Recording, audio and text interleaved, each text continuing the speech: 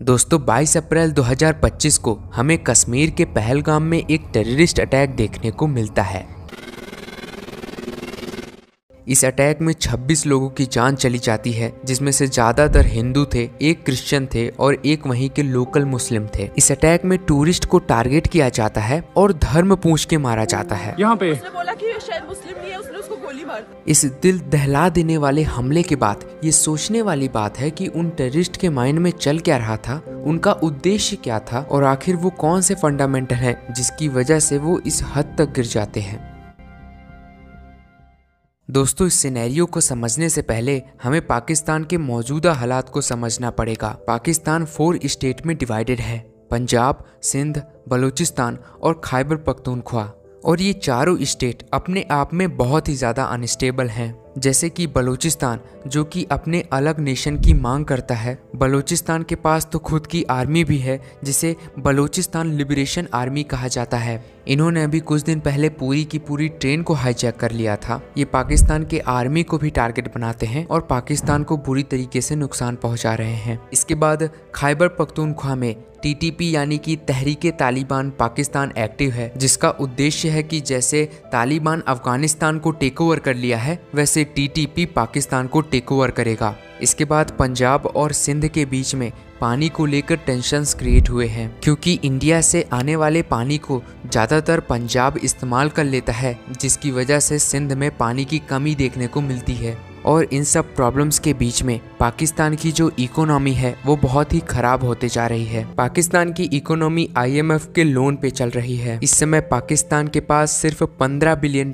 का forex reserve है। वहीं अगर इसे इंडिया के साथ कंपेयर करें तो इंडिया के पास $688 बिलियन का फॉरेक्स रिजर्व है। दोस्तों जहां पाकिस्तान की इकोनॉमिक ग्रोथ 2.6% से हुई है, लेकिन वहां का पॉवर्टी रेट 42.4% तक हो गया है। पाकिस्तान की पॉपुलेशन भी 2% से बड़ी है। इसका मतलब है कि पाकिस्तान में हर साल करीब 19 लाख लोग गरीबी रेखा के नीचे जा रहे हैं। पाकिस्तान का FDI यानी फॉरेन डायरेक्ट इन्वेस्टमेंट भी 45% से घटा है। पाकिस्तान में फरवरी 2024 में जहां $172 मिलियन का FDI रिसीव हुआ था, वहीं फरवरी 2025 में $95 मिलियन का FDI रिसीव हुआ है। दोस्तों FDI मतलब जब किसी एक देश की कोई भी कंपनी या फिर इंडिविजुअल किसी दूसरे देश में कितना इन्वेस्टमेंट कर रही है उसे कहते हैं। और दोस्तों इस समय $1 की कीमत 281 पाकिस्तानी रुपी है। दोस्तों जिस देश की इकोनॉमी खराब होते जा रही है वहाँ के सिविलियंस पॉवर्टी लाइन के नीचे जाते जा रहे हैं, लेकिन वहाँ के डिफेंस बजट को 15% से बढ़ा दिया जाता है।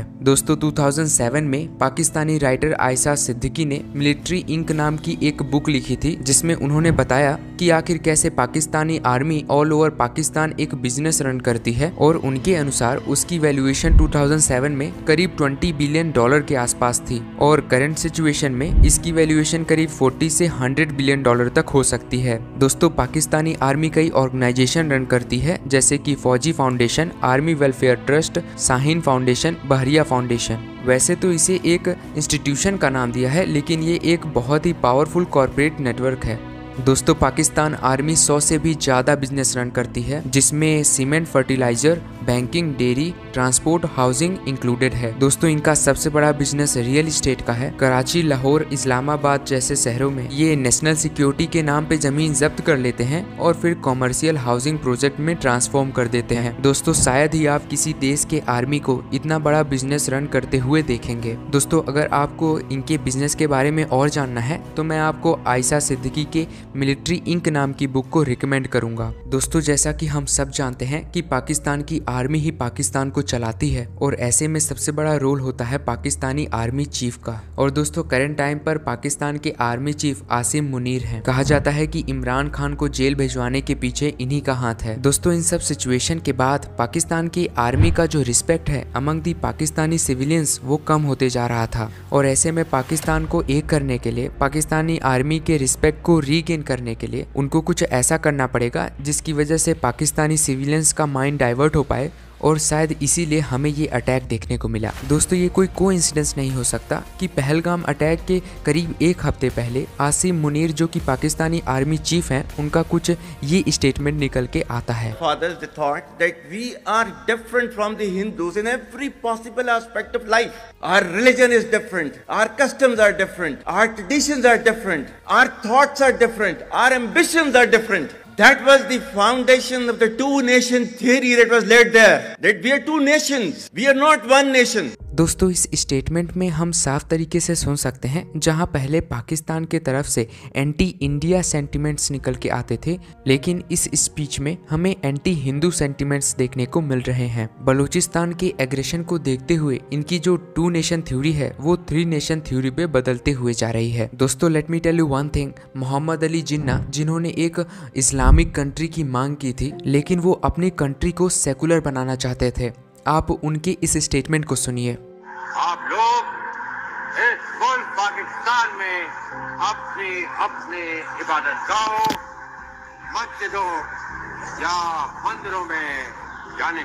इस स्टेटमेंट में उन्होंने साफ तरीके से मंदिर का जिक्र किया है। वैसे तो मोहम्मद अली जिन्ना की लाइफ काफी कंट्रोवर्शियल रही है, लेकिन उनके डेथ के बाद वहां पर कोई भी गवर्नमेंट अच्छे से स्टेब्लिश नहीं हो पाई, जिसकी वजह से पाकिस्तान में पाकिस्तानी आर्मी का इन्फ्लुएंस बढ़ गया है। दोस्तों ओवरऑल पाकिस्तान की हालत बहुत ही खराब हो चुकी है और ऐसे में पाकिस्तान को एक रखने के लिए पाकिस्तान ने हमेशा ही टेररिस्ट अटैक का सहारा लिया है।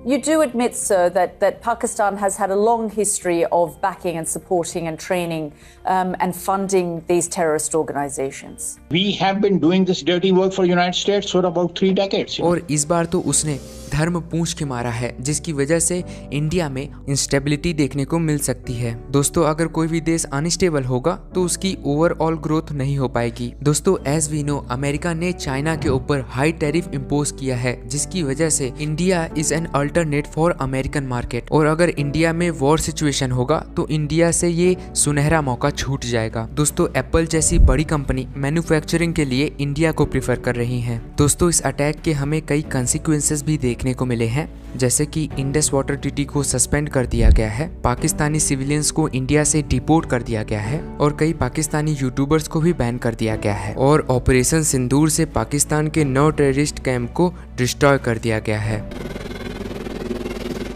इसके बारे में हम और भी विस्तार में अपकमिंग वीडियोस में जानेंगे। तब तक के लिए अगर आपने सब्सक्राइब नहीं किया है तो प्लीज सब्सक्राइब कर लें, और अगर आपको वीडियो पसंद आती है तो लाइक करें।